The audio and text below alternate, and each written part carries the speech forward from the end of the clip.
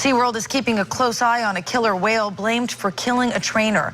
The theme park reports Tilikum is sick with a bacterial infection in his lungs. In 2010, trainer Dawn Branchow died when the whale pulled her under and she drowned. He's also the focus of the 2013 controversial documentary, Blackfish. Jake Lawson loved the ocean. It wasn't just his job, it was his passion. A seasoned wildlife diver with a reputation for calm and courage, Jake had swum with sharks, touched the barnacled sides of humpbacks, and once freed a tangled dolphin with his bare hands.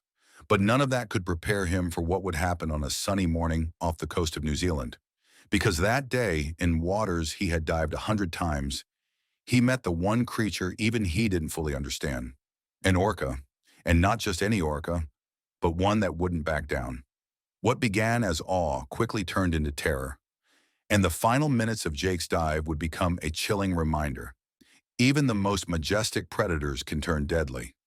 Jake managed to recover his regulator as he struggled to rise to the surface, with both lungs and eyes burning.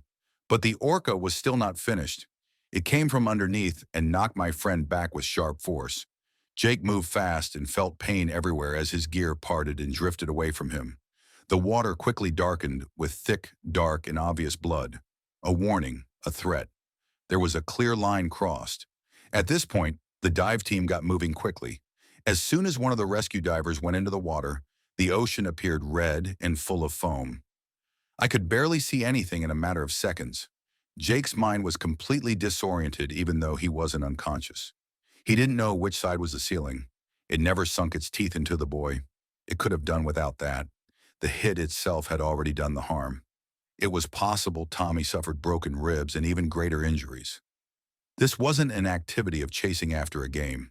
Things were moving in another direction, a display, a game, yet the kind that only top-ranking predators can handle. Intense, frightening, and unstoppable.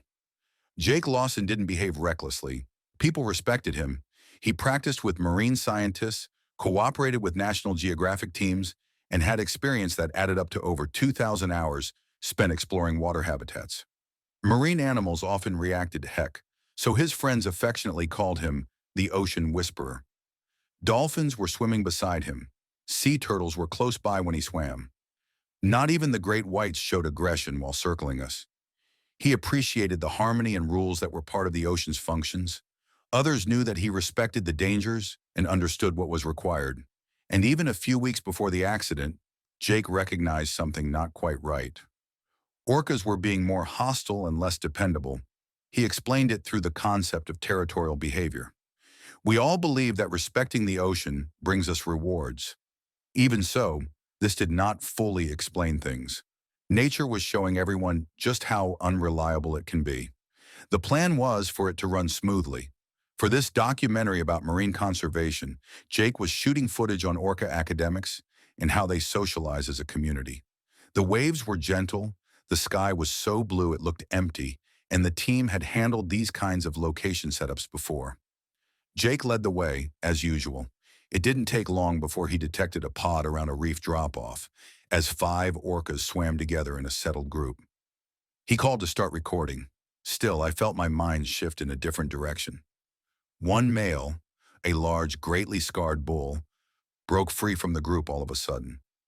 It didn't head out to sea, it turned to face Jake. Don't you know animals can tell when we're afraid? It didn't feel like something I'd felt before. He wasn't afraid, and nor was Jake. It was not like anything else I knew. A feeling of knowing, even when numb. A way of paying attention that left me somehow unsettled. At first, the orca formed a circle in the water. Not racing around, simply near enough to make my presence felt. He remained calm and composed where he stood. He had done it lots of times in the past.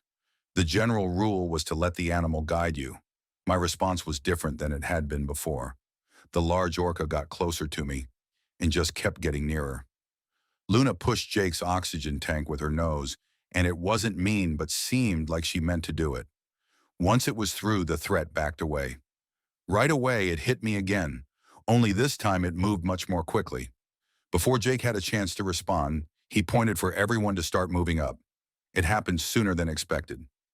Orca's tail moved fast and struck Jake across the chest. His regulator jettisoned out of his mouth and a bunch of bubbles rose around him. A moment of calm changed to wild chaos.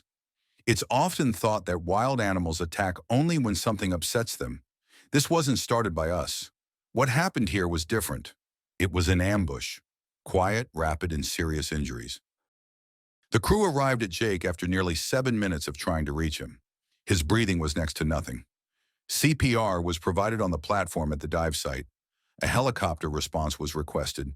It was decided to fly him to a trauma center in Auckland instead. Although doctors did their best, the harm inside was very serious. Jake Lawson died 48 hours after the assault. The credited reason for these tragedies?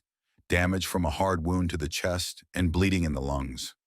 The ocean was responsible for one of its own family, this time by strength alone, as if even sharp teeth were not needed.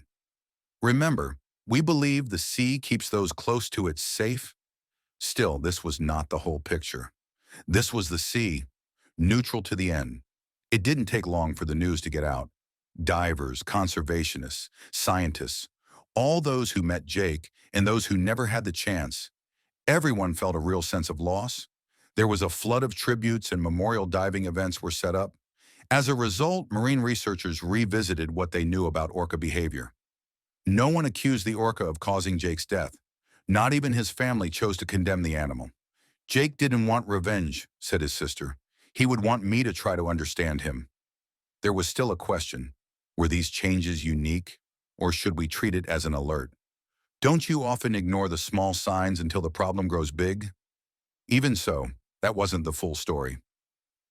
Here was the ocean, trying to communicate with us. Jake's footage survived. His last dive, partially captured, is now part of a marine safety documentary.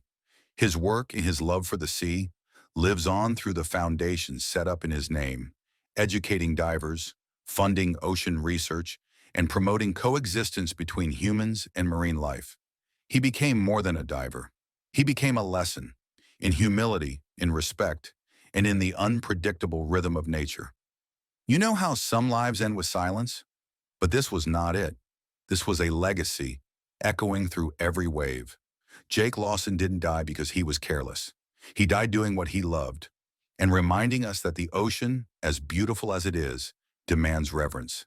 If this story moved you, share it. Subscribe for more untold stories from the deep, and let us know. Do you think orcas are changing, or have we simply stopped paying attention?